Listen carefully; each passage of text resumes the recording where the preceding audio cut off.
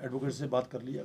ये जो इन्होंने स्पीच दी है, इनकी स्पीच का आप जानते हैं इनका कार्यकाल कैसे गए। जब यूथ कांग्रेस में रहे तो यूथ कांग्रेस का बेड़ा कर करके चले गए, जब कांग्रेस गए तो कांग्रेस का बेड़ा कर करके चले गए। और आपको पता है कि हमारे साथ जो 9 विधायक हम थे, उनमें से हमारे एक सीनियर विधायक जी ने कहा था कि फटा लगा लो, वहाँ लिख दो कि आप कांग्रेस के आखिरी मुख्यमंत्री होंगे। वो फटा लग गया है। 4 तारीख को ये चले जाएंगे, 1 तारीख को वोटिंग होगी और 4 तारीख को प्रदेश में भारतीय जनता पार्टी की सरकार बनेगी। सीएम साहब ने जो कहा, उनको शायद ये याद नहीं आई कि जब विधायक चुन के जाते हैं तब जाके मुख्यमंत्री बनता है। उनको ये लगा कि जो सरकार बनती है वो मित्रों द्वारा बनती है। और इससे बड़ा उदाहरण क्या हो सकता है कि लगभग मुझे लगता है 40 के करीब को जो कैबिनेट के पद चेयरमैन वाइस चेयरमैन बनाए गए, उसके बावजूद पहली बार हिस्ट्री में हुआ कि दिल्ली में हिमाचल भवन का इंचार्ज जो है प्रिंसिपल, स्कूल के प्रिंसिपल को लगाया गया। इससे बड़ा क्या मित्रों का प्रूफ हो सकता है। ये जो सरकार है मित्रों की सरकार है। हिमाचल के हित की बात उन्होंने बिल्कुल नहीं की है। 14 महीने में कुल्लैड़ की इनको बिल्कुल याद नहीं आई। हम जो लोग थे लगभग, आप एक चीज़ देखिए, जिस पार्टी की प्रदेश अध्यक्षा कह रही हैं कि मैं चुनाव नहीं लड़ूंगी क्योंकि आपने लोगों के काम नहीं किए, आपने वर्गों को नहीं पूछा, प्रदेश अध्यक्षा कह रही है।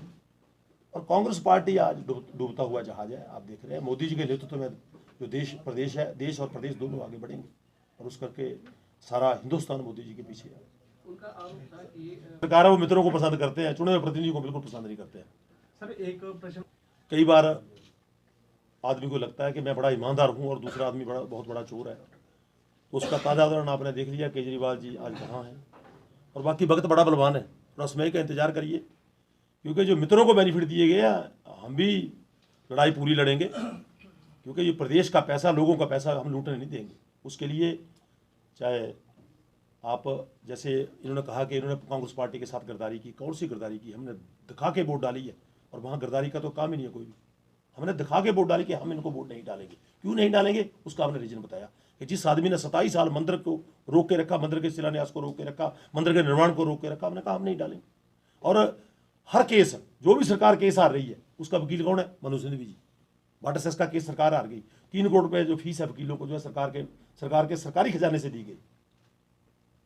और वही वकील जो एंटी सरकार के लड़ रहे हैं। और जो मुझे कल बताया जा रहा था कि जो ईपीएफ वाला जो लगभग 14-15 हज़ार करोड़ रुपए का जो मसला है हमारे अप्लाई फंड वाला, उसमें भी वही उस कंपनी के वकील भी वही है, मनोज सिंघवी।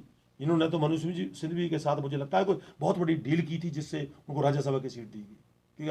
क्या हिमाचल में कोई आदमी ऐसा नहीं था जो राज्यसभा सदस्य बन सकता था?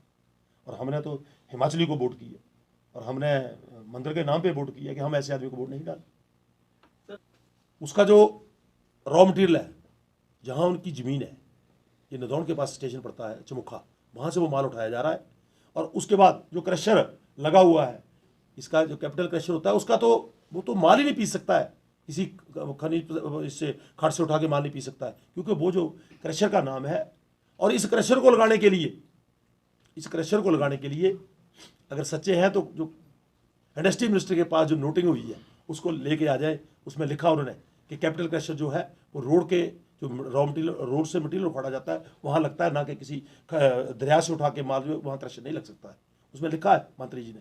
और ये तो सारा कुछ ही चेंज किया जा रहा था कि जी इसको चेंज कर दो। आप जहाँ मर्जी चेक कर सकते हैं उसको। और जो मैं बात कह रहा हूँ ये तथ्यों से कह रहा हूँ। और इसकी RTI वगैरह जो है, और बहुत जल्दी हम वहाँ से हम डॉक्यूमेंट्स इकट्ठे कर रहे हैं।